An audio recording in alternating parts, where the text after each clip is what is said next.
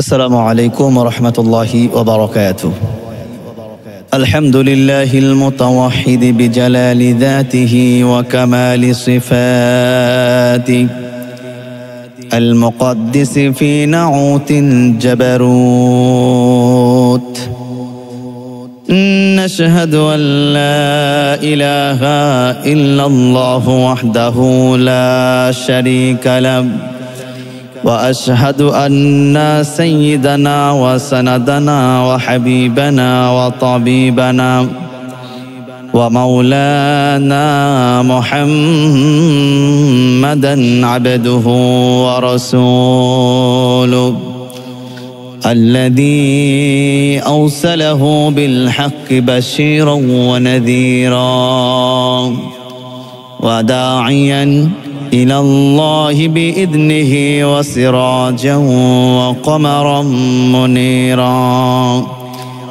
فقد قال الله تعالى في كلامه المجيد وفرقان الحميد: أعوذ بالله من الشيطان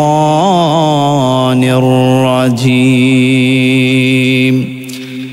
بسم الله الرحمن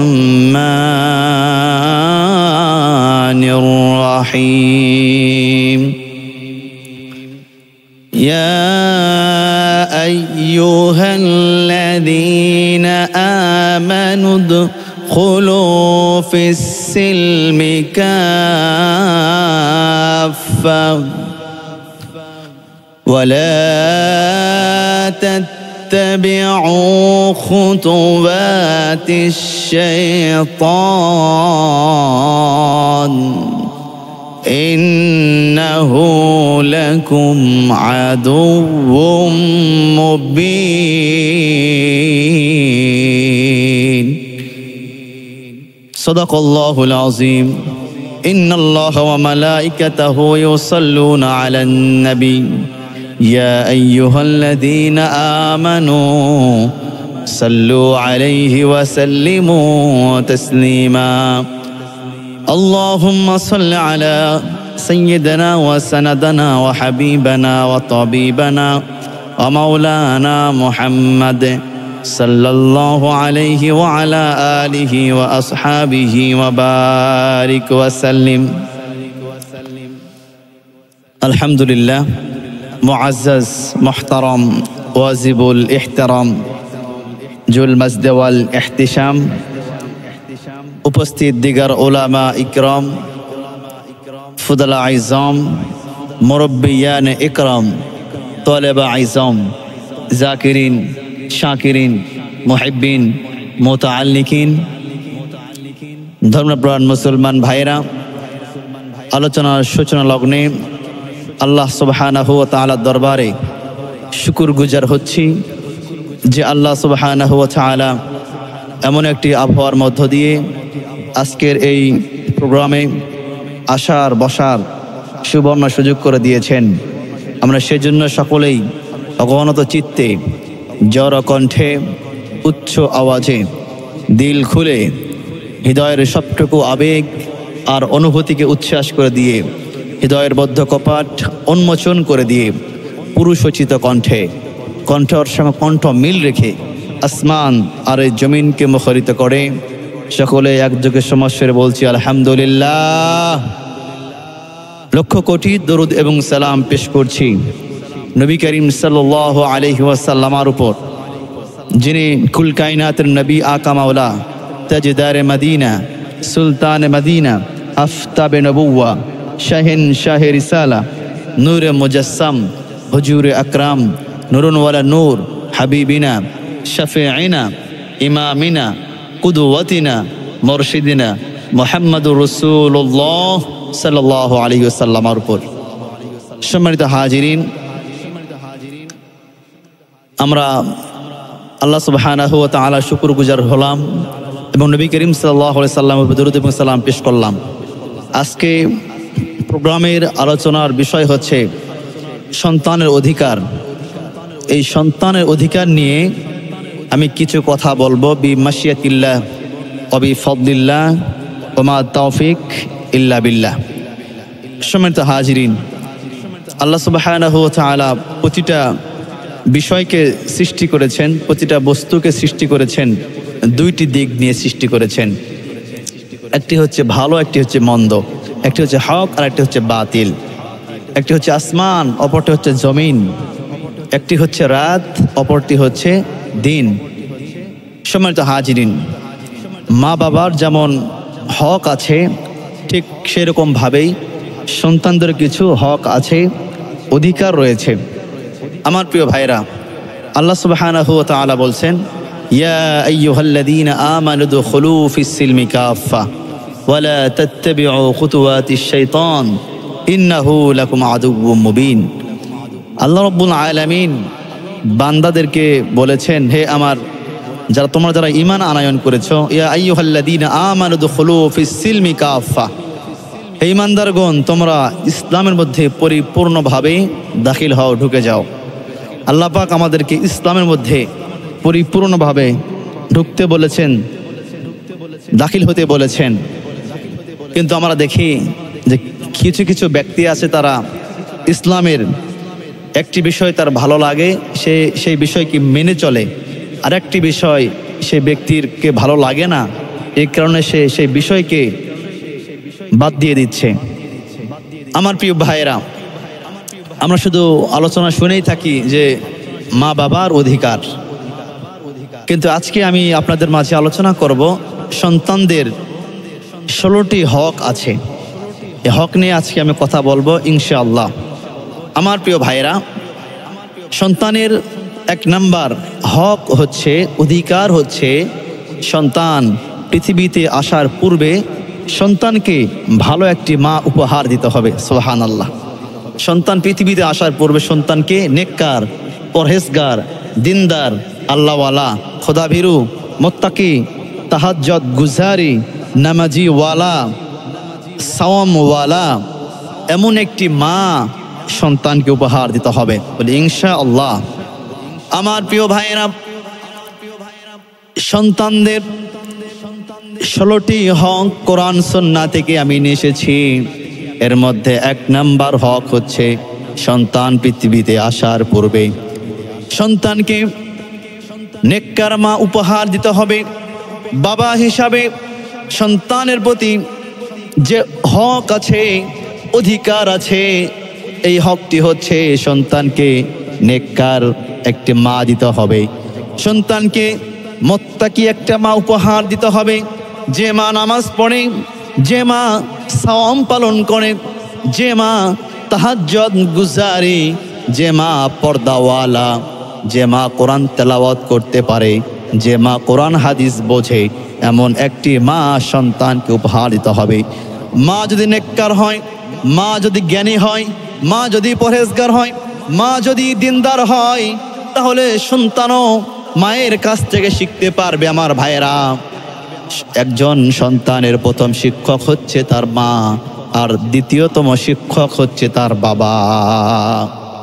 মার কাছ থেকে সন্তান প্রথম ইলম পায়। মা যদি নামাজি হয়, সন্তান দেখে দেখে নামাজ শিখে যাবে। বাবা যদি নামাজি হয়, সন্তান দেখে দেখে, বাবার নামাজ দেখে দেখে সন্তান নামাজ শিখে যাবে। সুবহানাল্লাহ। আমার প্রিয় ভাইয়েরা, দেখবেন যে পরিবারের মা বাবা আলেম ওলামা, এই সন্তানগুলো খুব সহজেই কোরআন সুন্নাহর ইলম অর্জন করতে পারে।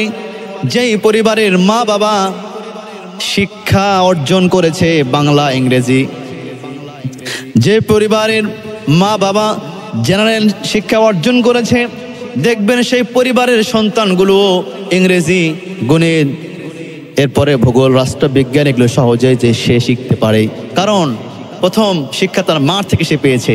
অনেক এলেম বই পড়ে, কিতাব পড়ে অর্জন হয় না। কিছু কিছু এলেম আছে যে এলেমগুলো দেখে দেখে শেখা যায়।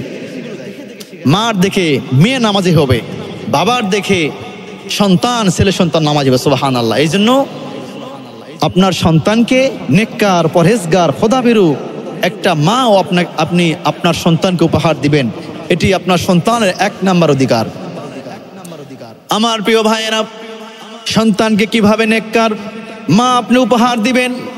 আমার প্রিয় ভাইয়েরা, বুখারী শরীফের 5090তম হাদিস, আমার নবীজি মুহাম্মদ সাল্লাল্লাহু আলাইহি সাল্লাম তিনি বলেছেন, আদি যুগে আমার নবীজির ওই জামানাতে এবং বর্তমান পৃথিবীতেও কোনো মানুষ যখন বিবাহ করে আর বাদ চারটি বিষয় দেখে, চারটি বিষয়কে সামনে রেখে একজন মানুষ বিবাহ করে। এক নাম্বার হচ্ছে লিমা আলিহা, দ্বিতীয় নম্বর অলি হাসাবিহা, তৃতীয় নম্বর অলি জামালিহা, চতুর্থ নম্বর অলি দীনিহা। আমার প্রিয় ভাইরা, কোন মানুষ যখন বিবাহ করে তখন সে মানুষটি চারটি বিষয়কে লক্ষ্য করে সে বিবাহ করে। এক নম্বর লিমা আলিহা, তার সম্পদ দেখে, সম্পদ কেমন আছে। দ্বিতীয় নম্বর অলি হাসাবিহা, তার বংশ দেখে। তৃতীয় নম্বর ছেলে বা মেয়ের সৌন্দর্য দেখে। এরপর চতুর্থ নম্বর দেখে দিনদারিতা, তার দিনদারিতা কেমন। আমার প্রিয় ভাইরা, মুসলিম শরীফের সহিহু আল মুসলিম শরীফের 3535তম হাদিস, আমার নবীজি মুহাম্মাদুর রাসূলুল্লাহ সাল্লাল্লাহু আলাইহি ওয়াসাল্লাম তিনি বলেন, যখন কোনো ব্যক্তি বিবাহ করবে তখন সে যেন দিনদারিতাকে প্রাধান্য দেয়। ফাসফাদ বিজাতিদ দিন, দিনদারিতাকে প্রাধান্য দিতে হবে আমার প্রিয় ভাইরা। কারণ সম্পদ আজকে আছে, কালকে নাও থাকতে পারে। সৌন্দর্য, একটা মেয়ে মানুষের, ছেলে মানুষের সৌন্দর্য আজকে আছে, কালকে নাও থাকতে পারে। সম্পদ আজকে আছে, কালকে নাও থাকতে পারে আমার প্রিয় ভাইরা। কিন্তু যে দিনদার, যে পরেজগার, সে সারা জীবন দিনদারিতাই থেকে যায়। সুবহানাল্লাহ বিহামদি। আমার প্রিয় ভাইরা, এই জন্য আমার নবীজি জনাবে মুহাম্মদ সাল্লাল্লাহু আলাইহি সাল্লাম তিনি বলছেন, দিনদারিতাকে প্রাধান্য দিতে হবে।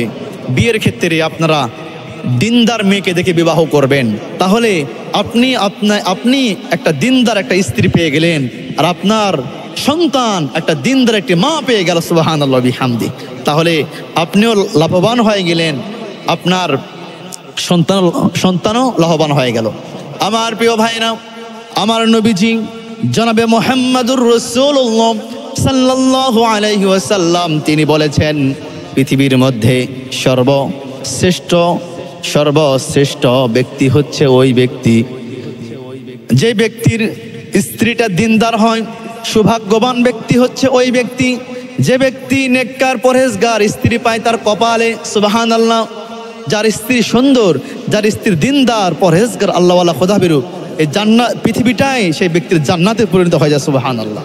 আমার প্রিয় ভাইরা, সন্তানের 2 নম্বর অধিকার হচ্ছে, আমার নবীজি জনাবে মুহাম্মদ সাল্লাল্লাহু আলাইহি সাল্লাম তিনি বলেছেন, কোন স্বামী যখন কোন স্ত্রীর কাছে যাবে তখন সে স্বামী বা স্ত্রী যেন দুজনে যেন পড়ে, ক্বালান নবী সাল্লাল্লাহু আলাইহি ওয়াসাল্লাম, বিসমিল্লাহি আল্লাহুম্মা জান্নিবিনাশ শাইতানা ওয়াশ শাইতানা মা রাযাকতানা। একজন স্বামী যখন স্ত্রীর কাছে যাবে, সময় জন্য যাবে স্ত্রীর কাছে, তখন আমার নবীজি বলছে, তখন যেন আমার উম্মতিরা যেন এই দোয়াটা পড়তে থাকে।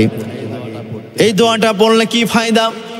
আমার প্রিয় ভাইরা, যখন এই দোয়াটা পড়বেন, হাদিসটি পড়ে যখন স্ত্রীর কাছে যাবেন, আমার প্রিয় ভাইরা, আমার নবীজি বলছেন সেখানে কোনো শয়তান আগমন করবে না। আর শয়তান আগমন না করলে আপনার সন্তানটা নামাজি হবে, আপনার সন্তানটা আল্লাহওয়ালা হবে, আপনার সন্তানটা খোদাবির হবে, আপনার সন্তানটা মুত্তাকি হবে, আপনার সন্তানের মেধা শক্তি বাড়তে থাকবে। আপনার সন্তান বড় হয়ে গেলে আপনার অমান্য হবে না, আপনার সন্তান আপনার কথা মতো চলবে, উঠবে, বসবে, পড়াশোনা করবে। কিন্তু যখন আপনি এই দোয়াটা পড়বেন না, বিসমিল্লাহি আল্লাহুম্মা জান্নিবিনাশ শাইতানা ওয়া শাইতানা মা রাযাকতানা, আপনি যখন এই দোয়াটা পড়বেন না, তখন সেখানে শয়তান উপস্থিত হয়ে যাবে। আর শয়তান আপনার আর আপনার স্ত্রীর সংমিশ্রণের সন্তান আসবে, আর সেই সন্তানটার নেককার হওয়ার সম্ভাবনা খুবই কম। সেই সন্তানটি বাতিল দলে, সেই সন্তানটি বাম পথে যাইতে খুব সহজেই সে চলে যাবে। সুতরাং আমার প্রিয় ভাইরা, আপনি সন্তান পৃথিবীতে আগমন করবে, সন্তানের এটাই একটি অধিকার যে সন্তান, আপনি যখন সন্তান পৃথিবীতে আসার জন্য একটি পরিকল্পনা করছেন, একটা মাধ্যম নিয়ে করছেন, তো সেখানে সুন্নাহ, কোরআন সুন্নাহ অনুযায়ী আপনাকে সে মাধ্যম নিয়ে আসতে হবে। এটা একটি সন্তানের অধিকার। আমার প্রিয় ভাইরা, 3 নম্বর সন্তানের অধিকার হচ্ছে আপনার ছেলে হোক অথবা মেয়ে হোক, আপনি ডান কানে আজান দিবেন, বাম কানে ইকামত দিবেন। আমাদের অনেক ভাই আছে, অনেক বোনেরা আছে, ছেলে সন্তান হলে খুশি হয়ে যায় আর মেয়ে সন্তান হলে মনটা বেজার হয়ে যায়। আছে না নাই? আছে, অনেক আছে এরকম। ছেলে হইলে 10 গ্রাম মিষ্টি খাওয়ায়, গরু জবাই করে খাওয়ায়, কিন্তু মেয়ে হয়ে গেলে যদি মেয়ে সন্তান আসে মনটা খারাপ হয়ে যায়, মনটা বেজার হয়ে যায়। আছে না নাই? আছে। আমার প্রিয় ভাইরা, ছেলে হোক অথবা মেয়ে হোক, এটা আল্লাহর নিয়ামত। আল্লাহ আপনাকে নিয়ামত দান করেছেন। শত শত মানুষ আছে তাদের কোনো সন্তান নাই, 20 বছর সংসার অতিবাহিত হচ্ছে, এরপর আল্লাহ তাদেরকে কোনো সন্তান দেননি, আর আপনাকে সন্তান দিয়েছি, ছেলে হোক অথবা মেয়ে হোক। শুকরিয়া আদায় করবেন কার? আল্লাহ সুবহানাহু ওয়া তাআলা শুকরিয়া আদায় করবেন, এবং ডান কানে আজান, বাম কানে ইকামত দিবেন, বলে ইনশাআল্লাহ। আমার প্রিয় ভাইরা, ডান কানে আজান আর বাম কানে ইকামত, এই হাদিসটি আবু দাউদ শরীফের 5105 নম্বর হাদিস। আমার নবীজি জনাবে মুহাম্মাদুর রাসূলুল্লাহ সাল্লাল্লাহু আলাইহি ওয়াসাল্লাম বলছেন, যখন কোনো সন্তান পৃথিবীতে আগমন করে, ওই সন্তান ডান কানে আজান, বাম কানে ইকামত যখন দিয়ে দিবে, তখন ওই সন্তানের কাছে কোনো শয়তান আসতে পারবে না। ওই সন্তান আল্লাহর আহ্বান সর্বপ্রথম তার কানে, আহ্বানের ধ্বনিটা তার কানে ঢুকে গেল। সুবহানাল্লাহ। আপনার সন্তান যে পৃথিবীতে আগমন করলেন, এই সন্তানের প্রথম শ্রবণই হচ্ছে আজান দিয়ে শুরু হবে। সুবহানাল্লাহ। আল্লাহর আহ্বান দিয়ে, নামাজের আহ্বান দিয়ে আপনার সন্তানের পৃথিবীতে আসার প্রথম শ্রবণ দিয়ে শুরু হয়ে গেল। সুবহানাল্লাহ বিহামদি। ডান কানে আজান, বাম কানে ইকামত। আমার প্রিয় ভাইরা, 4 নম্বর হচ্ছে আপনার সন্তান পৃথিবীতে আগমন করলে সন্তানকে তাহনিক করাবেন, এটা আপনার সন্তানের অধিকার। আমার প্রিয় ভাইরা, সহিহ আল বুখারীর 3901 নম্বর হাদিস। আমার নবীজি জনাবে মুহাম্মাদুর রাসূলুল্লাহ সাল্লাল্লাহু আলাইহি ওয়াসাল্লাম তিনি বলেছেন, যখন কোনো সন্তান পৃথিবীতে আগমন করবে, এই সন্তানকে তাহনিক করাবেন।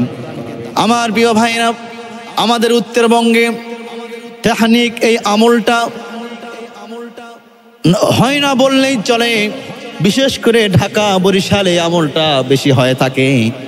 আমার প্রিয় ভাইরা, তাহনিক মানে কি? আমার নবীজি বলেছেন, যখন কোনো সন্তান পৃথিবীতে আগমন করবে, ওই এলাকার বা ওই অঞ্চলের, যখন ওই অঞ্চলের ওই এলাকার ভালো কোনো আলেম যদি থাকে, হক্কানি রব্বানি আলেম, বা মসজিদের কোনো ইমাম বা মসজিদ সাহেব যদি থাকেন বা খতিব থাকেন, তাহলে একটি খেজুর ইমাম সাহেবকে দিবেন, মসজিদ সাহেবকে দিবেন বা খতিবকে দিবেন। ওই ইমাম সাহেব বা মসজিদ সাহেব সেই খেজুরটি তার মুখ দিয়ে একটু চিবিয়ে দিবে, আর ওই খেজুরের নির্যাস আপনার সন্তানের জিহবা অথবা তালুর মধ্যে দিয়ে দিবেন। সুবহানাল্লাহ। এটা হচ্ছে তাহনিক করা। এর দলিল কি? আমার প্রিয় ভাইরা, রাইসুল মুফাসসিরিন আব্দুল্লাহ ইবনে আব্বাস রাদিয়াল্লাহু তাআলা আনহু তিনি যখন পৃথিবীতে আগমন করেন, আমার নবীজি মুহাম্মদ সাল্লাল্লাহু আলাইহি সাল্লাম তিনি স্বয়ং নিজে তাহনিক করিয়েছেন।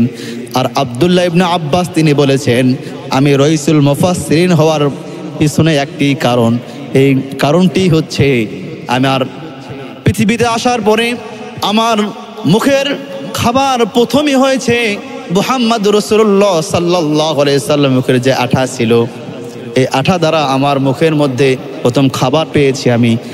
আমার নবীজি আমাকে তাহনিক করিয়েছেন, এই তাহনিকের এত বরকত আমি পেয়েছি।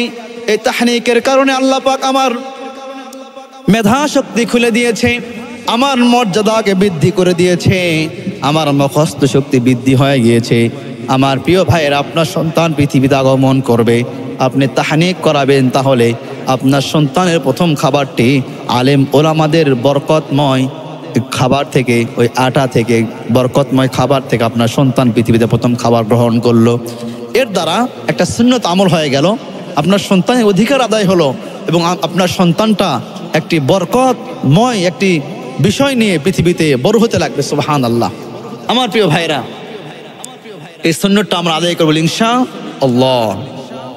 5 নাম্বার, আমাদের যখন সন্তান পৃথিবীতে আগমন করবে আমরা 7ম দিনে আকিকা দিব, বলি ইনশাআল্লাহ। 7ম দিনে আমরা আকিকা দিব, 7 দিনের মধ্যে আমরা আকিকা দিব বা 7ম দিনে আমরা আকিকা দিব। এটা হচ্ছে সুন্নাত, সুন্নতে রাসূল, সুন্নতে সাহাবা।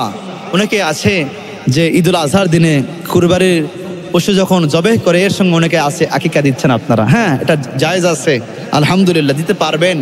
তবে সুন্নাত আমল হচ্ছে যে আপনি 7ম দিনে বা 7 দিনের মধ্যে আপনি আকিকা দিবেন। অনেক মুসল্লি ভাই আপনারা প্রশ্ন করে থাকেন যে হুজুর আকিকার গোশত কিভাবে আমরা বন্টন করব, বলে কি বলে না, অনেকে বলে থাকেন আপনারা। আমি বলে থাকি যে কুরবানির গোশত যেভাবে আমরা বন্টন করে থাকি আকিকার গোশতের বন্টনও একই নিয়ম। আমার প্রিয় ভাইয়েরা, 7ম দিনে আপনারা আকিকা করবেন, 7 দিনের মধ্যে আপনারা আকিকা দিবেন। আমার প্রিয় ভাইয়েরা, সুনানে নাসাই শরীফের 4220 নম্বর হাদিস, আমার নবীজি জনাবে মুহাম্মাদুর রাসূলুল্লাহ সাল্লাল্লাহু আলাইহি ওয়াসাল্লাম তিনি বলেছেন, যখন কোনো পৃথিবীতে সন্তান আগমন করে, পৃথিবীতে সন্তান ভূমিষ্ঠ হয়, তখন সন্তানের জন্য রক্ত প্রবাহিত করো। সুবহানাল্লাহ, সন্তানের জন্য রক্ত প্রবাহিত করতে বলেছেন আমার নবীজি মুহাম্মদ সাল্লাল্লাহু আলাইহি ওয়াসাল্লাম। এর দ্বারা ফায়দা কি? কিতাবের মধ্যে এসেছে যখন কোনো ব্যক্তি সন্তানের জন্য আকিকা দেবে, আমার নবীজি জনাবে মুহাম্মাদুর রাসূলুল্লাহ সাল্লাল্লাহু আলাইহি ওয়াসাল্লাম তিনি বলেছেন, সন্তানের জন্য যখন আকিকা দেওয়া হয় সেই আকিকার সময় থেকে যতদিন পর্যন্ত সন্তান বেঁচে থাকবে ওই সন্তানের ভিতরের বাইরের সমস্ত কষ্টগুলি আল্লাহ পাক ক্ষমা করে দেন। সুবহানাল্লাহ। দেখবেন মধ্যরাতে সন্তান চিৎকার দিয়ে কেঁদে ওঠে, আসে না এরকম ছোট বাচ্চারা, অনেক সময় বাচ্চার হানা ওঠে, অনেক সময় বাচ্চার পেটের সমস্যা হয়, আভ্যন্তরিক বাচ্চার ভিতরে ছোট ছোট শিশুদের সমস্যা হয়ে থাকে। তো এই আকিকার কারণে আল্লাহ পাক এই কষ্টগুলিকে মাফ করে দেন, সুবহানাল্লাহ বিহামদি। তাহলে আমার প্রিয় ভাইরা, আমরা আকিকা দিব সন্তানদের, তাহলে আল্লাহ পাক আপনার এই সন্তানের যখন আপনি আকিকা দিয়ে দিবেন তখন এই সন্তানটা সুস্থ থাকবে, সন্তানটা ভালো থাকবে, এই সন্তানটা আল্লাহর জিম্মায় যায়। সুবহানাল্লাহ বিহামদি। আমরা এই বিষয়টা বুঝি না, বুঝতেও আমরা আগ্রহী নয়, যে আমরা মনে করি আকিকার দিন 7 দিন পার হলে সমস্যা নাই, আমরা ঈদের দিন আকিকা দিব বা সুবিধা মতো আকিকা দিব। হ্যাঁ দেন, আপনি সুবিধা মতো আকিকা দেন, কিন্তু সুন্নাত হচ্ছে 7 দিনের দিন আকিকা দেওয়া। 7 দিনের দিন আকিকা দিলে আপনার সন্তানটা সুস্থ থাকবে, সন্তানের সমস্ত বালা মুসিবত আল্লাহ পাক মাফ করে দিবেন। সুবহানাল্লাহ বিহামদি। আমার প্রিয় ভাইয়েরা, সন্তানকে আকিকা দিবেন। এরপরে 6 নম্বর হচ্ছে সন্তান পৃথিবীতে যখন আসবে, 6 নম্বর সন্তান অধিকার হচ্ছে সন্তানের জন্য দোয়া করবেন। আপনি বাবা হয়েছেন, অনেকে মা হয়েছেন, আপনারা আপনাদের সন্তানদের জন্য দোয়া করবেন। আমাদের বাংলাদেশে একটা নীতি দেখা যায় যে সন্তান হলে সবাই হাদিয়া দেয়, কেউ স্বর্ণের চেন দেয়, স্বর্ণের আংটি দেয়, আবার কেউ বাজার থেকে জামা কাপড় সন্তানকে গিফট করে, আবার কেউ কিছু হাদিয়া দেয়, টাকা দেয়।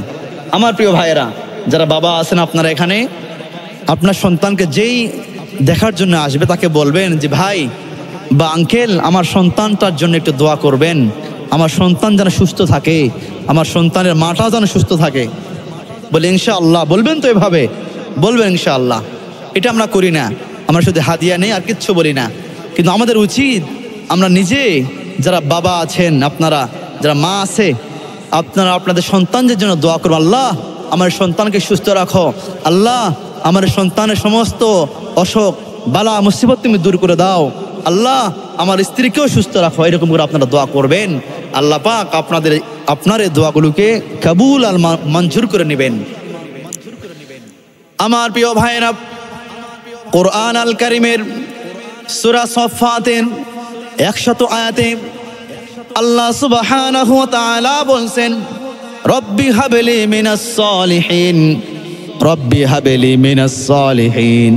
আল্লাহ রব্বুল আলামিন এই দোয়াটি আমাদেরকে শিক্ষা দিয়েছেন। আমার প্রিয় ভাইরা, রব্বি, হে আমার রব, রব্বি, হে আমার রব, আমার আল্লাহ, হাবলি মিনাস সালিহিন, আমাকে নেককার সন্তান দান করুন, আমাকে পরহেজগার সন্তান দান করুন। আল্লাহ পাক নিজেই বলেছেন, এ আমার বান্দা বান্দিরা, তোমরা তোমাদের সন্তানদের জন্য বেশি বেশি দোয়া করো। আমরা কি দোয়া করি? করতে চাই না, বুঝি না। আপনারা দোয়া করবেন। আল্লাহ পাক নিজেই সন্তানদের জন্য দোয়া শিখাই দিচ্ছেন। সুতরাং আমাদের উচিত বেশি বেশি সন্তানদের জন্য দোয়া করা। বলি ইনশাআল্লাহ আমরা সন্তানের জন্য দোয়া করব। আমার প্রিয় ভাইরা, বিভিন্ন নবী রাসূলুল্লাহ তারা তাদের সন্তানদের জন্য দোয়া করেছেন। আমরাও আমাদের সন্তানদের জন্য দোয়া করব, বলি ইনশাআল্লাহ। 7 নম্বর হচ্ছে সন্তানদের জন্য সুন্দর নাম রাখতে হবে। অনেকেই নাম রাখে চন্টু, মন্টু, রকেট, পকেট, ব্যাটবল, আসরা না এরকম নাম অনেকে রাখছে। যেগুলো নাম মুহমাল, নাম রাখতে হবে মাউজু, নাম রাখতে হবে যে নামগুলোর অর্থবহুল, যে নামগুলোর সুন্দর সুন্দর অর্থ আছে। নবীদের নামের সঙ্গে নাম রাখেন, সাহাবা আজমাইনদের মতো সুন্দর সুন্দর নাম রাখেন। হযরত ফাতেমাতুজ জাহরা, আয়েশা সিদ্দিকা, সুমাইয়া, এরকম কত অনেক সুন্দর সুন্দর নাম আছে। আপনারা আমাতুর রহমান, মেয়েদের নাম আছে আমাতুর রহমান, সামিহা, এরকম সুন্দর সুন্দর নাম রাখবেন, যে নামগুলো অর্থবহুল, যে নামগুলো অর্থ আছে, সুন্দর সুন্দর নাম রাখবেন। আমার প্রিয় ভাইরা, এই নাম রাখার বিষয় এটি একটি গুরুত্বপূর্ণ বিষয়। নামের প্রভাব সন্তানের উপর পতিত হয়। আমার ভাইরা, নামের প্রভাব সন্তানের উপর পতিত হয়। সুতরাং সন্তানদের যদি আপনি ভালো নাম না রাখেন, খারাপ নামের প্রভাব সন্তানের উপর পতিত হয়ে যাবে। আমার প্রিয় ভাইরা, সন্তানের জন্য ভালো নাম রাখবেন। কাল হাসরের মাঠে, কিয়ামতের ময়দানে অনেক ব্যক্তি আছে, তারা নামের ওসিলায় জান্নাতের মধ্যে চলে যাবে। আল্লাহ রাব্বুল আলামিন শুধু খুঁজতে থাকবে কার কি নাম। হযরত ফাতেমাতুজ জাহরা রাদিয়াল্লাহু তাআলা আনহা, তিনি জান্নাতে যাবেন। আল্লাহ রাব্বুল আলামিন হযরত ফাতেমা সিদ্দিকাকে ডাকবেন, সমস্ত ফাতেমা যাদের নাম সবাই চলে আসবে, জান্নাতে যেতে বলবে। সমস্ত ফাতেমা জান্নাতের মধ্যে প্রবেশ করতে চাইবে। আল্লাহ রাব্বুল আলামিন বলবেন, আমি তো ফাতেমা যিনি হাসান হোসেনের মাকে আমি বলেছি তোমরা কেন এসেছো এখানে? পৃথিবীর সমস্ত ফাতেমার নামধারী মহিলারা বলতে থাকবে, আমাদের নামও তো ফাতেমা, ইয়া রব্বে কারীম, আপনি তো বলেন নাই অমুক ফাতেমা, হাসান হোসাইনের মা ফাতেমা জান্নাতে যাবে, আপনি তো বলেন নাই। আমার প্রিয় ভাইরা, অনেক ব্যক্তি হাসরের মাঠে, কিয়ামতের মাঠে তারা নামের ওসিলায় জান্নাতের মধ্যে চলে যাবে। আর পৃথিবীতে নামের প্রভাব সন্তানের উপর পতিত হয়। সুতরাং আমাদের সন্তানগুলোর নাম রাখতে হবে অর্থবহুল, ইসলামিক নাম রাখতে হবে। বলে ইনশাআল্লাহ আমাদের সন্তানগুলোর নাম আমরা অর্থবহুল রাখবো, ইসলামিক নাম রাখবো আমরা, বলি ইনশাআল্লাহ। প্রিয় ভাইরা, কুরআন আল কারীমের 19 নম্বর সূরা মাইদার 7 নম্বর আয়াতে আল্লাহ সুবহানাহু ওয়া তাআলা বলেন, ইয়া যাকারিয়া ইন্না নুবাশশিরুকা বিগুলাম ইসমুহু ইয়াহইয়া। আল্লাহ রাব্বুল আলামিন হযরত যাকারিয়া আলাইহিস সালাতু ওয়াস সালামকে সুসংবাদ দিলেন। যাকারিয়া আলাইহিস সালাতু ওয়াস সালাম তিনি আল্লাহ রাব্বুল আলামিনকে বলেছিলেন, রব্বি হাবলি মিনাস সালিহিন, আল্লাহ আমাকে একটি নেককার সন্তান দান করুন। আল্লাহ রাব্বুল আলামিন পরেক্ষণে বলেছিলেন, ইয়া যাকারিয়া ইন্না নুবাশশিরুকা বিগুলাম ইসমুহু ইয়াহইয়া। ইয়া যাকারিয়া, আমি তোমাকে সুসংবাদ দিলাম, আমি তোমাকে একটি ছেলে সন্তান দান করব, তার নাম হবে ইয়াহইয়া। সুবহানাল্লাহ। আল্লাহ রাব্বুল আলামিন নামকে, মানুষের নামের এত গুরুত্ব আরোপ করেছেন, এত গুরুত্ব দিয়েছেন। আল্লাহ রাব্বুল আলামিন স্বয়ং নিজেই যাকারিয়া আলাইহিস সালাতু ওয়াস সালামের সন্তানের নাম রেখেছেন ইয়াহইয়া। আল্লাহু আকবার। তাহলে নামের কত গুরুত্ব, সুন্দর নাম রাখা। আল্লাহ পাক নিজে বলেছেন, ইয়া ইয়াহইয়া ইয়া যাকারিয়া ইন্না নুবাশশিরুকা বিগুলাম ইসমুহু ইয়াহইয়া। হে যাকারিয়া, তোমাকে সুসংবাদ দিলাম, আমি তোমাকে ছেলে সন্তান দান করব, তার নাম হবে ইয়াহইয়া। সুবহানাল্লাহ বিহামদি। আমার প্রিয় ভাইয়েরা, সুতরাং সন্তানের নাম রাখতে হবে অর্থবহুল, আজে বাজে মন্টু চন্টু বল্টু রকেট ফকেট এমন আপেল কমলা এরকম কোনো অর্থবিহীন কোনো নাম রাখা যাবে না সন্তানদের। আমার প্রিয় ভাইরা, 8 নম্বর হচ্ছে সপ্তম দিনে সন্তানের মাথার চুলগুলি মন্টন করে দিতে হবে। মন্টন, চুলগুলো কেটে দিবেন, চুলগুলো ছোট করে দিবেন। আমার প্রিয় ভাইরা, মুস্তাদরাক হাকিমের হাদিস, মুস্তাদরাক হাকিমের মধ্যে এসেছে আমার নবীজি জনাবে মুহাম্মদুর রাসূলুল্লাহ সাল্লাল্লাহু আলাইহি ওয়াসাল্লাম তিনি বলেছেন, সন্তান পৃথিবীতে আগমন করলে 7 দিনের মধ্যে 7 দিনের দিন সন্তানের মাথার চুলগুলোকে ছোট করে দেবেন। মাথার চুলগুলো ছোট করে দেওয়ার পরে এই চুলগুলো স্বর্ণের দোকানে নিয়ে গিয়ে ওজন করবেন। ওজন করার পরে এই চুলগুলোর মূল্য অনুযায়ী রৌপ্যর মূল্য যোগ দিয়ে এই মূল্যটা মিসকিনদের মাঝে সাদকা করে দিবেন। এটা সুন্নাত আমল, সুন্নতে সাহাবা, সুন্নতে রাসূল, আমাদের সন্তানের হক। আমরা আছে অনেকে এই সুন্নাত থেকে মাহরুম হয়ে যাচ্ছে। আমার প্রিয় ভাইয়েরা, 9 নম্বর সন্তানকে আদব শিক্ষা দেয়া। সন্তানকে আমরা আদব শিক্ষা দেব ইনশাআল্লাহ। বর্তমান 25 সালে 2025 সনে আদবের বড়ই অভাব। ছাত্র শিক্ষকদেরকে পিটাচ্ছে, সন্তান মা বাবাকে বাড়ি থেকে বের করে দিচ্ছে, সন্তান মা বাবার কথা শুনতে চাচ্ছে না। সন্তান এখন মা বাবাকে বাদ দিয়ে আত্মীয় স্বজনের সঙ্গে সম্পর্ক ছিন্ন করে মোবাইলে ব্যস্ত হচ্ছে। ঠিক কিনা বলেন আমার প্রিয় ভাইয়েরা? সুতরাং আমাদেরকে আমাদের সন্তানগুলোকে আদব শিক্ষা দিতে হবে।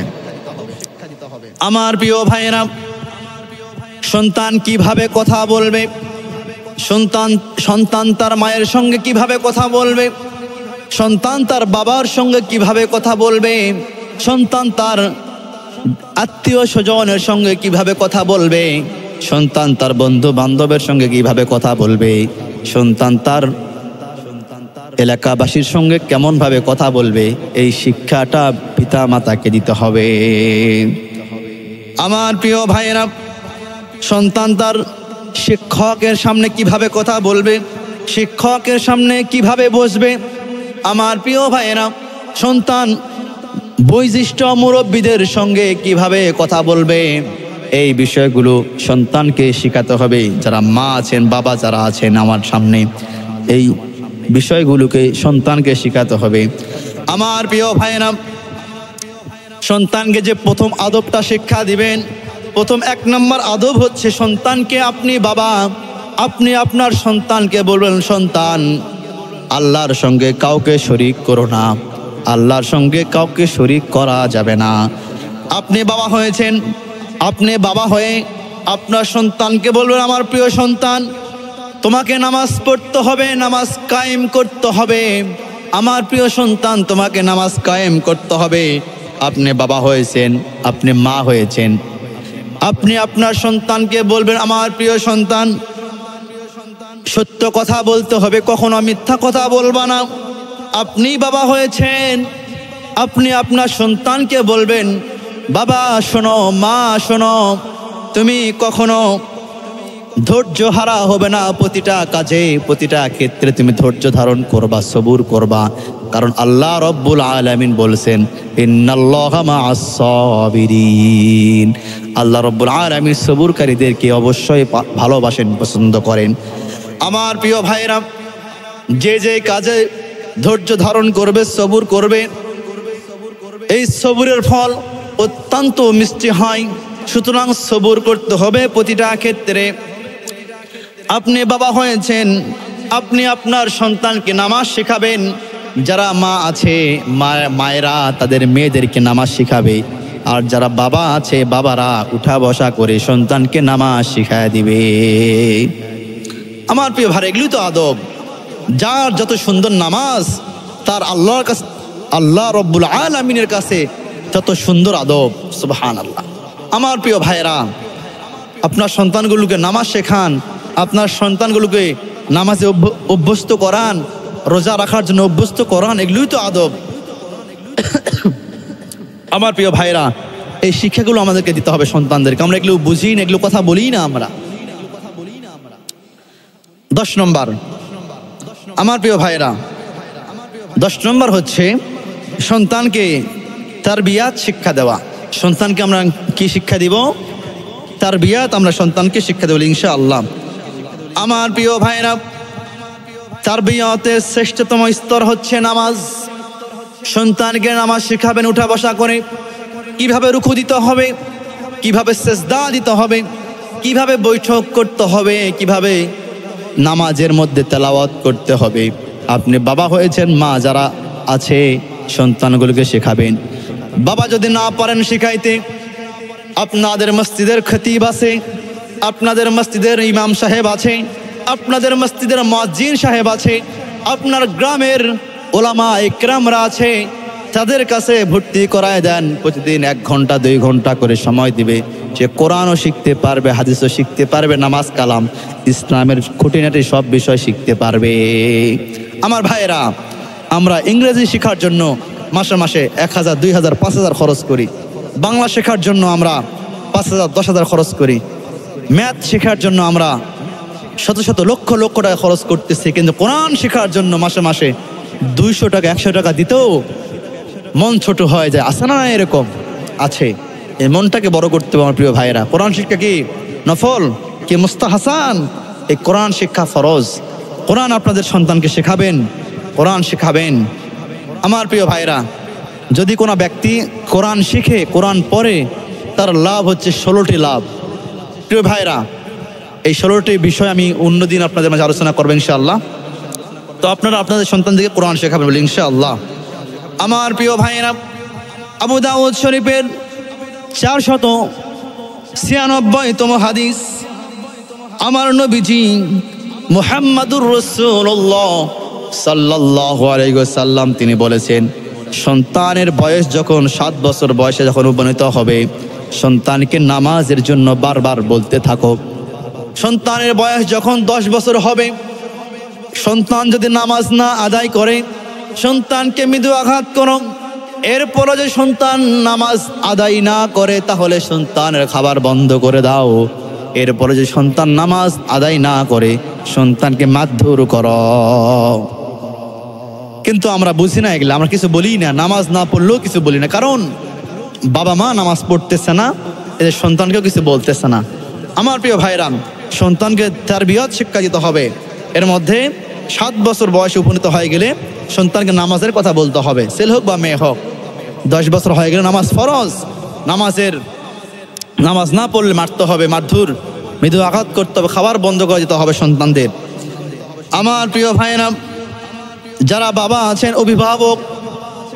অভিভাবকের দায়িত্ব সন্তানগুলোকে জাহান্নাম থেকে বাঁচাতে হবে। আর জাহান্নাম থেকে বাঁচাইতে গেলে আপনার সন্তানগুলোকে নামাজের দিকে নিয়ে আসতে হবে। জাহান্নাম থেকে বাঁচাইতে গেলে ইসলামের বিধিমালা মোতাবেক আপনার সন্তানকে পরিচালনা করতে হবে।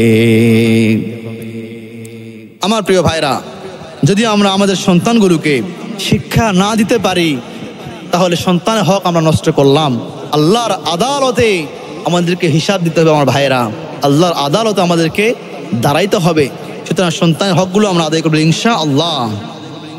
11 নম্বর হচ্ছে সন্তানের আরেকটি হক, সন্তানের বয়স যখন 10 বছর হবে, সন্তানগুলোর বিছানাগুলোকে আলাদা করে দিতে হবে।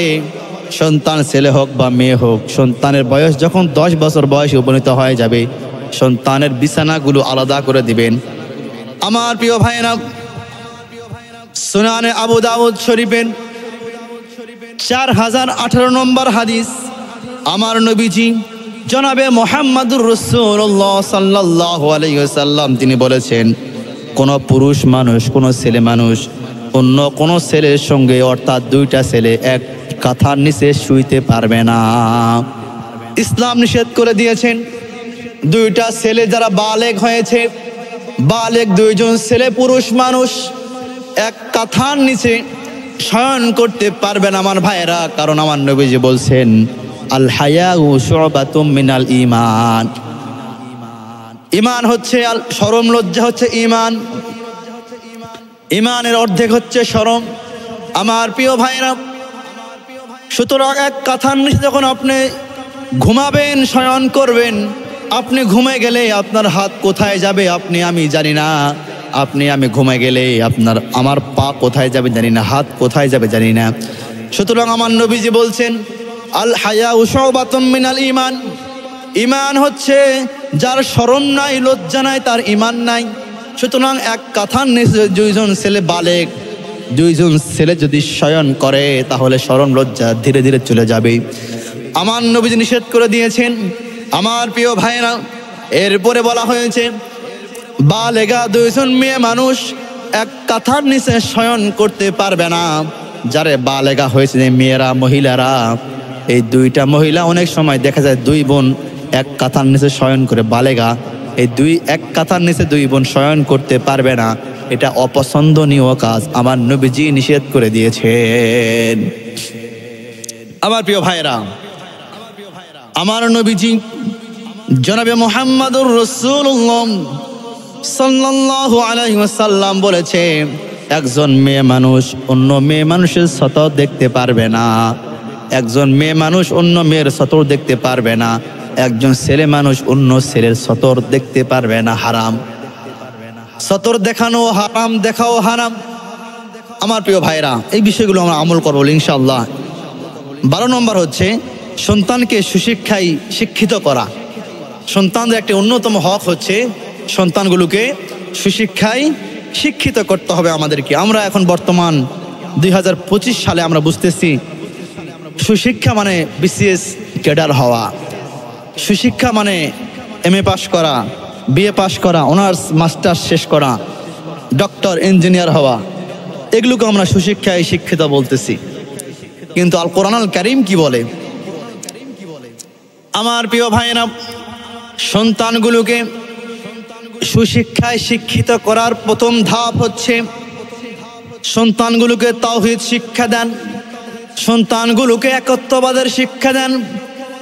আল্লাহ সুবহানাহু ওয়া তাআলা বলছেন 30 নম্বর পারার শেষের দিকে ছোট্ট সূরা ইখলাসের মধ্যে আল্লাহ রাব্বুল আলামিন বলছেন, কুল হুয়াল্লাহু আহাদ আল্লাহুস সামাদ লাম ইয়ালিদ ওয়া লাম ইউলাদ ওয়া লাম ইয়াকুল লাহু কুফুয়ান আহাদ।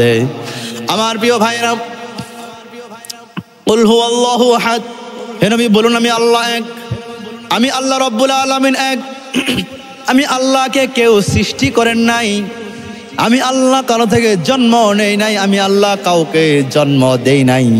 এটা একত্ববাদ। এই সন্তানগুলোকে তাওহীদের শিক্ষা দিবেন, তাওহীদের শিক্ষা দিবেন। সন্তানগুলোকে সুশিক্ষায় শিক্ষিত করতে গেলে সর্বপ্রথম সন্তানকে তাওহীদের শিক্ষা দিতে হবে। আমার প্রিয় ভাইরা, সন্তানকে বলবেন আল্লাহকে সবসময় স্মরণ করবা। আমার প্রিয় সন্তান, তুমি সবসময় আল্লাহকে স্মরণ করবা। তুমি যদি আল্লাহ রব্বুল আলামিনকে স্মরণ করো সবসময় এবং আল্লাহর বিধানগুলোকে হেফাজত করবা। যারা বাবা আছেন আপনারা আপনাদের সন্তানকে বলবেন, আমার প্রিয় সন্তান, আল্লাহর সমস্ত বিধিবিধানগুলোকে হেফাজত করো, তাহলে আল্লাহ তোমাকে হেফাজত করবেন। সুবহানাল্লাহ। যে ব্যক্তি আল্লাহর বিধিবিধানগুলোকে হেফাজত করবে, আল্লাহ রব্বুল আলামিন সেই ব্যক্তিকেও হেফাজত করবে। আমার প্রিয় ভাইরা, দেখেন একটা বিষয়, যারা সাধারণ মানুষ এদের অসুখ বিসুখ বালা মুসিবত বেশি না যারা ইমাম মসজিদ এদের বালা মুসিবত বেশি? যারা সাধারণ মানুষ এদের বালা মুসিবত অনেকটা বেশি, অসুস্থতা তারা বেশি থাকে। আর যারা দেখবেন মুয়াজ্জিন সাহেব, বিশেষ করে যারা মুয়াজ্জিন 5 ওয়াক্ত আজান দেয়, নামাজ পড়ায়, এদের অসুখ বিসুখ অত্যন্ত কম হয়। কারণ তারা 5 ওয়াক্ত নামাজ দিনে 5 বার তারা হাজরা দিতে আসে মসজিদে। তারা দিনে 5 বার মহল্লাবাসীদেরকে ডাকে, নামাজের জন্য আহ্বান করে। মুয়াজ্জিন সাহেব যদি অসুস্থ হয়ে যায় 10 দিনের জন্য, এলাকার অবস্থা কেমন হয়ে যায়? একটা এলোমেলো অবস্থা হয়ে যায়, ঠিক কিনা বলেন? দেখেন মুয়াজ্জিন সাহেব তাদের ছুটি এত কম, ঈদের দিনে তারা ছুটি পায় না। মুয়াজ্জিন সাহেবদের অসুস্থতা কম, বালা মুসিবত কম, কিন্তু দেখেন তুলনামূলক সাধারণ মানুষের বালা মুসিবত অসুস্থতা অনেক বেশি, কারণ তারা আল্লাহর বিধিবিধানকে হেফাজত করে না, তারা নামাজ পড়ে না, ইসলাম বুঝতে চায় না, কোরআন বুঝতে চায় না, আল্লাহর বিধিবিধানকে তারা হেফাজত করে না। এই জন্য আল্লাহ পাক তাদেরকেও হেফাজত করে না, ছেড়ে দিয়ে রাখছে। আর যারা ইমাম মুয়াজ্জিন সাহেব আছেন, যারা নামাজ আদায় করেন, যারা নামাজের জন্য সাধারণ মানুষদেরকে যারা ডাকেন, যারা ইসলামের মধ্যে যারা আছে, এই ব্যক্তিগুলো ইসলামকে হেফাজত করে, আল্লাহর বিধিবিধানগুলোকে হেফাজত করার কারণে আল্লাহ পাক এই ব্যক্তিদেরকেও হেফাজত করে থাকেন। সুবহানাল্লাহ বিহামদি। আমার প্রিয় ভাইরা, সন্তানকে সুশিক্ষায় শিক্ষিত করতে হবে। এর মধ্যে হচ্ছে 1 নাম্বার, আমাদেরকে আখলাক শিক্ষা দিতে হবে। আখলাক হাসানা, খুলুক আজিম, খুলুক হাসানা। আল্লাহ রাসূলের যে আদর্শগুলোকে সন্তানগুলোকে শিখাইতে হবে আমাদেরকে। 2 নম্বর হচ্ছে সন্তানকে ঈমান শিখাইতে হবে। ঈমানটা কি, ঈমানের বিষয়বস্তুগুলো শিখাইতে হবে। 3 নম্বর হচ্ছে আমল শিক্ষা দিতে হবে, প্র্যাকটিক্যাল সন্তানগুলোকে আমল শিখাইতে হবে। 4 নম্বর হচ্ছে দুনিয়াবি এবং উখরবি জিন্দগির জ্ঞান দিতে হবে। কিন্তু আমরা উখরবি জিন্দগি বাদ দিয়েছি, আদর্শ বাদ দিয়েছি, আল্লাহর বিধিবিধানগুলোকে বাদ দিচ্ছি, দেওয়ার পরে দুনিয়াবি শিক্ষা আমরা শিক্ষাচ্ছি আমাদের সন্তানগুলোকে। ঠিক কিনা বলেন? আমার প্রিয় ভাইয়েরা, যে ব্যক্তি কোরআনুল কারীমের শিক্ষা অর্জন করবে সেই ব্যক্তির দুনিয়াতেও লাভ রয়েছে।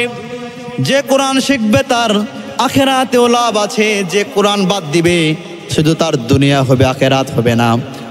যে কোরআন সুন্নাহকে বাদ দিবে তার পরিবার ধ্বংসের মধ্যে চলে যাবে। যে কোরআন সুন্নাহ মানবে সে ব্যক্তির পরিবারটা জান্নাতের বাগান হয়ে যাবে। যে কোরআন সুন্নাহকে বাদ দিবে সেই পরিবারটা অশান্তির বেড়াজালে আবদ্ধ হয়ে যাবে। যে পরিবারে কোরআন সুন্নাহ মানবে, কোরআনের পথে থাকবে, কোরআন বুঝবে, কোরআন মানবে, কোরআন মোতাবেক নিজের জীবনকে গঠন করবে, আল্লাহ পাক এই ব্যক্তিদের সংসারের মধ্যে রহমত, বরকত, বালা মুসিবত থেকে তাদেরকে হেফাজত করবেন। সুবহানাল্লাহ বিহামদিহি। আমার প্রিয় ভাইরা, 13 নম্বর হচ্ছে সন্তানের অধিকার হচ্ছে সন্তানকে কোরআনুল কারীম শিক্ষা দিতে হবে আমাদেরকে। কোরআন শিখাবেন সন্তানকে, কোরআনের জ্ঞান সন্তানকে ঢুকাবেন। আমার প্রিয় ভাইরা, সন্তানগুলোকে কোরআন শিখাবেন। যখন কোনো সন্তান একবার বলে আলিফ, ওই সন্তানের 10টি নেকি অর্জন হয়ে গেছে। শুধু তাই নয় আমার ভাইরা, সন্তান যদি একবার বলে আলিফ, ওই সন্তানকে যে মুদাররিস, যে শিক্ষক শিক্ষা দিয়েছে, যতগুলো শিক্ষক শিক্ষা দিয়েছে প্রতিটা শিক্ষকের আমলনামায় 10টি করে নেকি দান করা হবে। সুবহানাল্লাহ। শুধু তাই নয় আমার ভাইরা, যে সন্তান একবার আলিফ বলবে ওই সন্তানের বাবার আমলনামায় 10টি নেকি জমা করা হবে। ওই সন্তানের মার আমলনামায় 10টি নেকি জমা করা হবে। আমার প্রিয় ভাইরা, ওই সন্তান যেই কিতাব দেখে, যে বই দেখে একবার আলিফ বলবে, আল্লাহ পাক ওই কিতাবের মুসান্নেফ, ওই মুসান্নেফকেও 10টি নেকি আল্লাহ পাক দান করবে। সুবহানাল্লাহ। কিন্তু আমি যদি বলি ক খ গ ঘ, তাহলে আমার আমলনামাকে সওয়াব হয়েছে? আমি যদি একবার বলি শরিয়া, আমাকে সওয়াব হয়েছে? একটা সওয়াবও পাইনি আমি। কিন্তু এখন আমি যদি বলি আলিফ, এই আলিফ আমি 10টি নেকি অর্জন করতে পারলাম। আমার আব্বার আমলনামা 10টি নেকি জমা হয়ে গেছে, আমার মার আমলনামা 10টি সওয়াব নেকা হয়ে গেছে। আপনারা যারা কথা শ্রবণ করছেন, আপনাদের প্রত্যেকের আমলনামায় 10টি করে নেকি জমা হয়ে গেছে। সুবহানাল্লাহ। এবং এই মসজিদে লাইট, ফ্যান চলতেছে, সাউন্ড বক্স যারা দিয়েছেন, ফ্যান যারা দান করছে, এই ছাদ, টাইলস যারা দান করছে, প্রত্যেকের আমলনামায় 10টি করে নেকি জমা হয়েছে। সুবহানাল্লাহ বিহামদিহি। কিন্তু একবার যদি সরিয়ে বলে যে সওয়াব হয়েছে, হয় নাই। আমার প্রিয় ভাইরা, শুধু তাই নয়, তালেবুল ইলম যারা কোরআন শিক্ষা করে, এই তালেবুল ইলম যদি কোনো রাস্তা দিয়ে কোনো এলাকায় যদি ঢুকে যায়, আমার নবীজি বলছে ওই এলাকার 40 দিন পর্যন্ত সমস্ত কবরস্থানের রুহদের কবরের আযাব বন্ধ করে দেওয়া হয়। সুবহানাল্লাহ। যারা কোরআন শিখবে, এই ছাত্ররা কোনো রাস্তা দিয়ে যদি কোনো একটা এলাকায় ঢুকে যায়, 40 দিন ওই এলাকার সমস্ত মাইয়েতের আযাবকে বন্ধ করে দেওয়া হয়। আচ্ছা, একজন স্কুলের ছাত্র যদি একটা এলাকায় বেড়াইতে যায়, ওই এলাকার সমস্ত কবরবাসীর কবরে আযাব কি বন্ধ হয়? এইরকম কি কোনো দলিল আছে কোরআন শরীফে? কোরআন সুন্নাহ কোনো দলিল আছে? কোনো দলিল নাই, কেউ বলতে পারবে না। কিন্তু কোরআন সুন্নাহ শিখলে এত লাভ, এরপরেও আমরা কোরআন সুন্নাহকে বাদ দিয়ে আমরা দুনিয়াবির দিকে ছুটতেছি, ঠিক কিনা বলেন? আমার প্রিয় ভাইরা, কোরআন আল কারীমের 29 নম্বর পারা সূরা মুজাম্মিলের 4 নম্বর আয়াতে আল্লাহ রাব্বুল আলামিন বলছেন, আউযিদ আলাইহি ওয়া রাত্তিলিল কুরআনা তারতিলা। আল্লাহ রাব্বুল আলামিন বলছেন, পৃথিবীতে যত কিতাব এসেছে সব কিতাবগুলোকে ফাউট করে উপেক্ষা করে আল কোরআন আল কারীম তেলাওয়াত করো। সুবহানাল্লাহ। সব কিতাবকে বাদ দিয়ে আগে কোরআন পড়েন, আগে কোরআন, এরপরে অন্য কিতাব। 6-7 বছর ধরে কোরআনটা একটু শিখেন না ভাই, কোরআনটা একটু শিখেন, কোরআন একটু শিক্ষা অর্জন করেন। 7 বছর 6 বছর পরে কোরআন শিখে গেলেন, কোরআন অর্থ বুঝলেন, এরপরে অন্য শিখায় শিখেন, আলহামদুলিল্লাহ। আমার প্রিয় ভাইরা, শুধু কোরআন শিখলেই হবে না, কোরআন শিখতে হবে তারতিল, তাদবীর, হদর, সিফাত, রখওয়াত, এসব সহ কোরআন শিখতে হবে। এই জন্য যদি আপনাদের সন্তানগুলি কোরআন শিখাইতে চান, যারা কোরআনের হাফেজ আছে, এই হাফেজদের কাছে আপনাদের সন্তানগুলোকে কোরআনের শিক্ষা দিবেন, তাহলে আপনার সন্তানগুলো ছোটবেলা থেকে কোরআন সহি শুদ্ধ করে শিখতে পারবে। কারণ হাফেজদের তেলাওয়াত অত্যন্ত সহি হয়, আর যারা গয়রে হাফেজ আছে এদেরও সহি আছে কিন্তু খুবই কম। সুতরাং হাফেজদের কাছে আপনারা বেশি কোরআন শিখবে বলে ইনশাআল্লাহ। আমার প্রিয় ভাইরা, 14 নম্বর হচ্ছে আপনার সন্তানগুলোকে, আপনাদের সন্তানগুলোর 14 নম্বর অধিকার হচ্ছে যে আপনার সম্পদ আছে, এই সম্পদগুলোকে সমানভাবে বন্টন করতে হবে সন্তানদের মাঝে। এটা আপনার সন্তানের অধিকার। যদি অধিকার থেকে সন্তানগুলোকে মাহরুম করেন, আল্লাহর আদালতে আপনাকে উঠতে হবে, দাঁড়াইতে হবে। আমার প্রিয় ভাইরা, আল্লাহর হক যদি আপনি নষ্ট করেন, হক্কুল্লাহ হক্কুন নাস, আল্লাহর হক যদি আপনি নষ্ট করেন, আল্লাহ পাক ইচ্ছে করলে ক্ষমা করে দেবেন। আপনি নামাজ পড়তে পারেন নাই অসুস্থতার কারণে, বা কোনো কারণে আপনি ফরজ ইবাদত করতে পারেন নাই, আল্লাহ পাক ইচ্ছা করলে ক্ষমা করে দেবেন। কিন্তু বান্দার হক, আপনার সন্তান সে আল্লাহর বান্দা, বান্দার হক যদি আপনার নষ্ট করেন, তাহলে আল্লাহ পাক আপনাকে ক্ষমা করবেন না, বান্দা যদি না ক্ষমা করেন। আমার প্রিয় ভাইরা, আমাদের মধ্যে অনেক ব্যক্তি আছে, দেখা যায় ছেলে সন্তানকে অর্থ জমি বেশি দেয়, মেয়েকে অর্থ কম দেয়। আবার অনেকে আছে বড় সন্তানকে, বড় ছেলেকে জমি জমা বেশি লিখে দেয়, আবার ছোট্ট ছেলেটাকে জমি জমা কম দেয়, আছে না নাই? জয়পুরহাট শহরে, বগুড়া শহরে, ঢাকা শহরে 1 শতক জায়গার দাম 1 কোটি টাকা, 50-60 লক্ষ টাকা 1 শতক জমির দাম। আর গ্রামের 1 বিঘা জমির দাম মাত্র 10 লক্ষ টাকা। ওই মেয়েকে দিয়েছে গ্রামের 1 বিঘা জমি, আর শহরে যে 1 শতক জমির দাম 1 কোটি টাকা, ওই বেশি 1 কোটি টাকার জমি ছেলে সন্তানকে দিয়েছে। তাহলে ওই বাবা তার মেয়ের হক নষ্ট করে দিয়েছে। এই জন্য আল্লাহর আদালতে দাঁড়াইতে হবে। আমার প্রিয় ভাইরা, ছেলে হোক অথবা মেয়ে হোক, বড় হোক অথবা ছোট হোক, অসুস্থ হোক অথবা সুস্থ হোক, আপনারা আপনাদের সন্তানগুলোকে সমানভাবে, ছেলে পাবে 2 ভাগ, মেয়ে পাবে 1 ভাগ। আল্লাহ রাব্বুল আলামিন বলছেন, ইউসিকুমুল্লাহু ফি আওলাদিকুম লিযযাকারি মিথলু হাযিল উনসায়াইন। আল্লাহু আকবার। আল্লাহ রাব্বুল আলামিন বলছেন, ছেলে যে অংশ পাবে, মেয়ে তার অর্ধেক পাবে। 2টা মেয়ে যে সম্পদ পাবে, যে অংশ পাবে, একজন ছেলে তাই পাবে। আমার প্রিয় ভাইয়েরা, সুতরাং ছেলেকে ঠকাবেন না, মেয়েকেও ঠকাবেন না। আমার প্রিয় ভাইরা, আপনার ছেলে ভাবতেছেন যে অসুস্থ, এই জন্য অসুস্থ সন্তানকে বেশি দিবেন, আর ও তো সুস্থ আছে, সরকারি জব করতেছে, এই জন্য তাকে কি অল্প কম সম্পদ দেওয়া যাবে? এমন করা যাবে না। অসুস্থ হোক বা শিক্ষা অর্জন করুক, আপনি আপনার সন্তানকে তার সম্পদ থেকে, ভাগের সম্পদ থেকে সমানভাবে তাকে আপনারা বন্টন করে বলে ইনশাআল্লাহ। আমার প্রিয় ভাইরা, 15 নম্বর হচ্ছে সন্তানদের অধিকার। আল্লাহ সুবহানাহু ওয়া তাআলা বলছেন, والوالدات يرضعن أولادهن حولين كاملين لمن أراد أن يتم الرضاعة। আল্লাহ রাব্বুল আলামিন বলেন, পৃথিবীতে যাদের সন্তান হবে এই সন্তানগুলোকে 2 বছর পূর্ণ করে মায়ের স্তন থেকে দুধ পান করাইতে হবে। 2 বছরের মধ্যে 1 ঘন্টা কম করা যাবে না। 2 বছর পূর্ণ করে সন্তানগুলোকে দুধ পান করাইতে হবে। অনেক মা বোনেরা আছেন তারা তাদের ফিটনেস নষ্ট হয়ে যাবে মনে করে, তাদের সৌন্দর্য নষ্ট হয়ে যাবে মনে করে, তাদের শরীর কমে যাবে মনে করে, তাদের সৌন্দর্য নষ্ট হবে মনে করে তারা সন্তানগুলোকে ডেনো খাওয়ায়, হরলিক্স খাওয়ায়, আছে না নাই?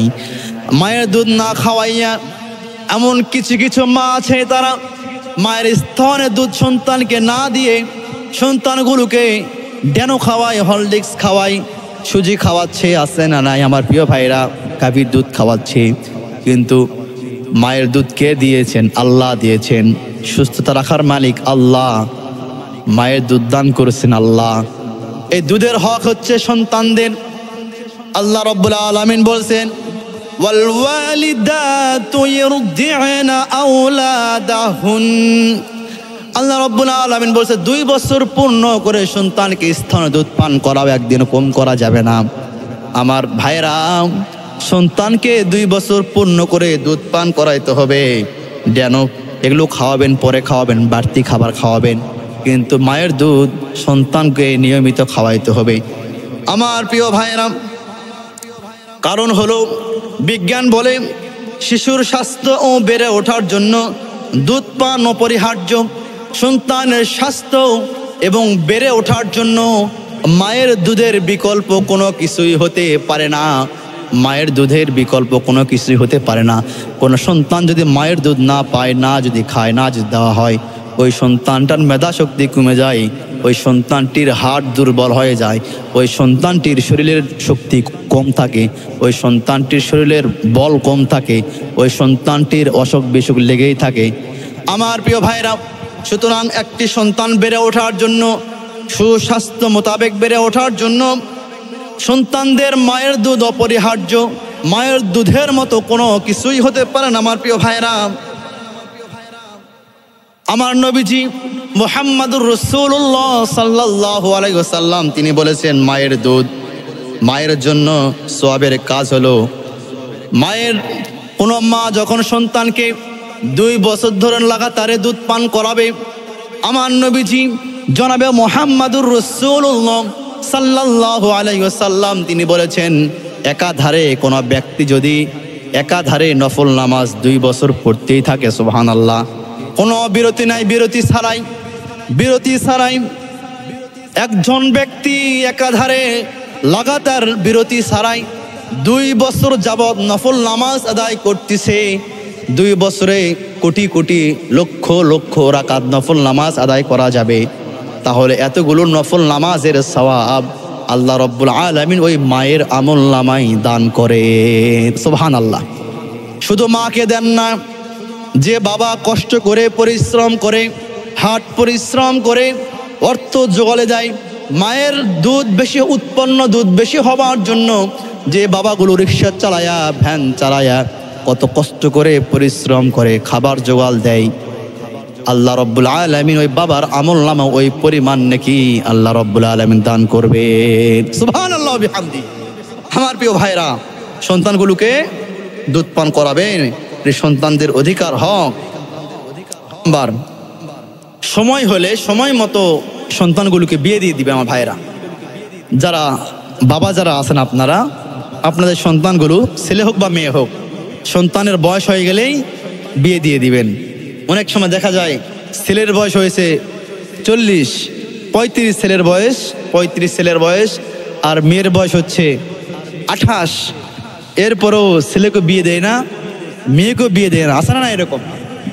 আমাদের এলাকায় তো আছে, আপনাদের এলাকায় হয়তো বা নাও থাকতে পারে। আমার প্রিয় ভাইরা, ছেলে হোক বা মেয়ে হোক, বয়স হয়ে গেলে সময় মতো বিবাহ দিবেন।